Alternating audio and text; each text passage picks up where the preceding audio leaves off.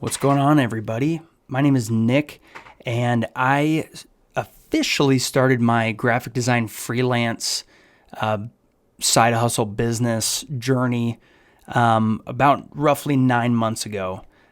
Stay Rad. You can go to stayrad.pro. It's my Instagram if you want to check out what I've been up to. But here's the deal. I have all kinds of video content, but I've been so busy with client work and a new baby boy with my wife that I just have not had the time to make a beautiful YouTube edit video, So it's 1:40 a.m. right now because I got a lot to do, and I don't recommend this. I don't like doing this often, but I was just like, you know what?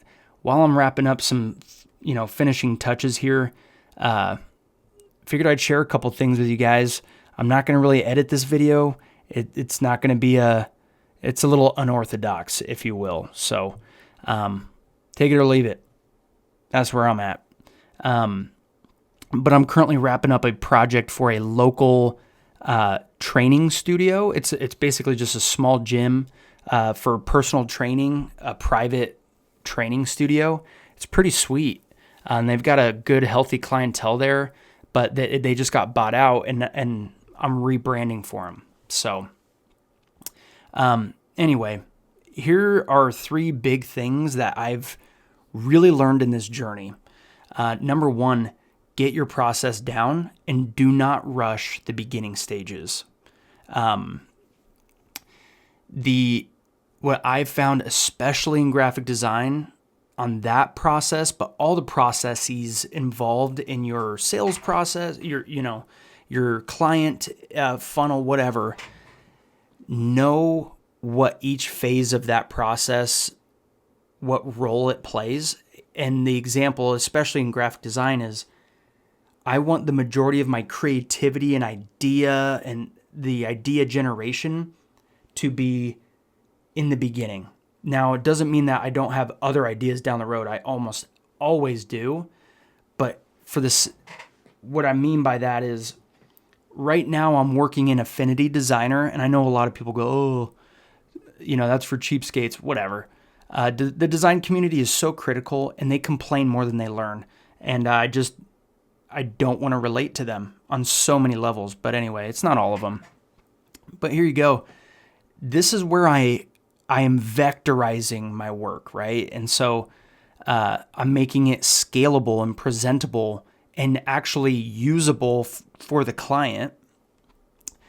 But this is not where I want the majority of my tinkering with ideas or, playing around with stuff, because it's a lot more time consuming. There's some folks who can do it, but as a beginner, there you go. That's what I've learned. I could go back on that.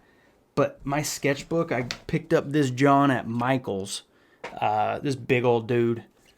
They had a sale. It was like under $10. I used a Statler mechanical pencil. It's a 0.5 millimeter HB. There's the lead there.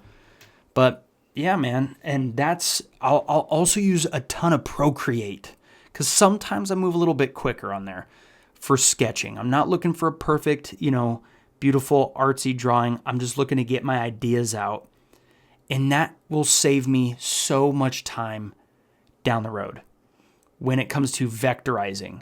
The more time I'm spending in Affinity Designer playing around with different ideas, the longer the process takes. And if you're anything like me, it's really easy to get honed in on one little detail for 3 hours. Anyway, so I like to avoid that by really prioritizing my creativity, and I want not all of it, but the majority of that on the front end. The second big thing is learn to sell and communicate. With most of my clients, I've got roughly 8 recurring clients that they need stuff at least once a month that are paying, and which is crazy. I've had over 20 clients total. Some of them needed a couple things. Some of them just one, But I mean, for my first 9 months into this is great. It's a side hustle for me. Cool. But learn to sell and communicate. for most of my clients, it's the first time that they've actually dealt with a graphic designer that isn't from Fiverr. Ooh, I hear too many cons than I do pros from that, but hey, I know there's pros out there.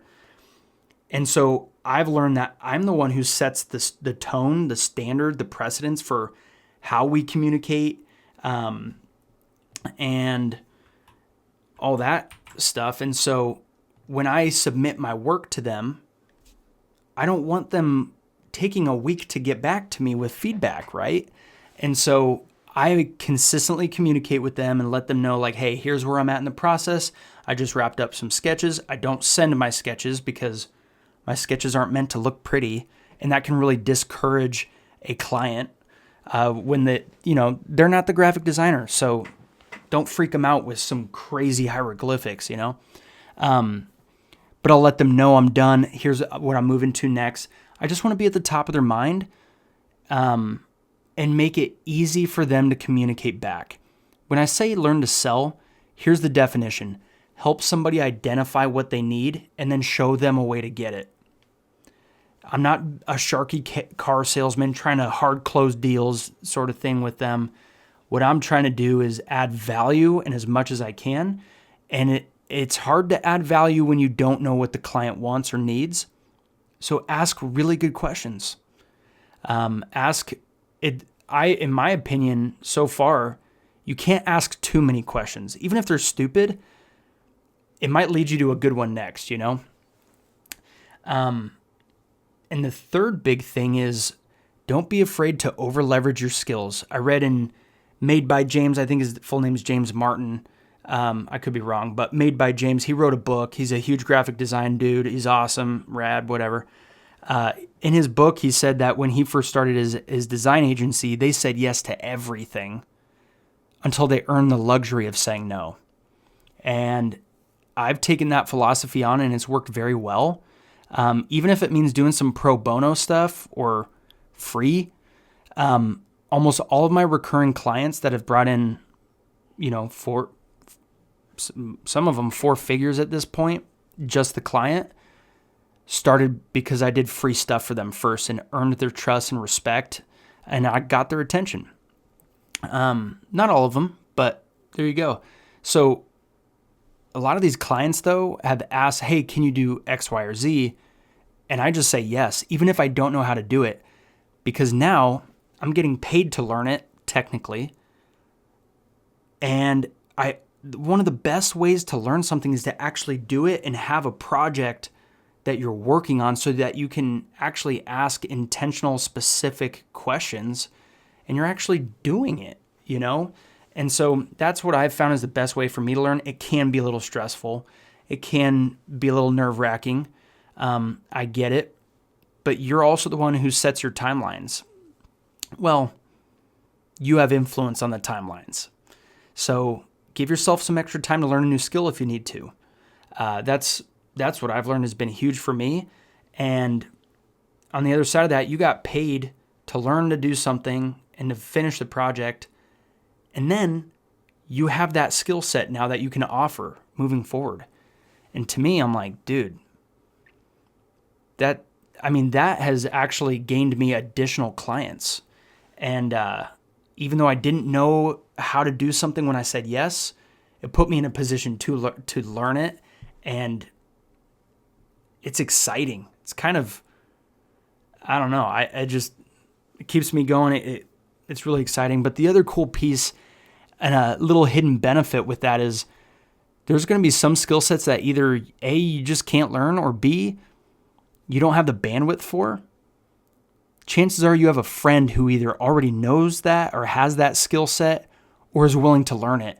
And now you get to kind of build with other side hustlers and keep the money in the family in a sense. And that has been a really cool piece.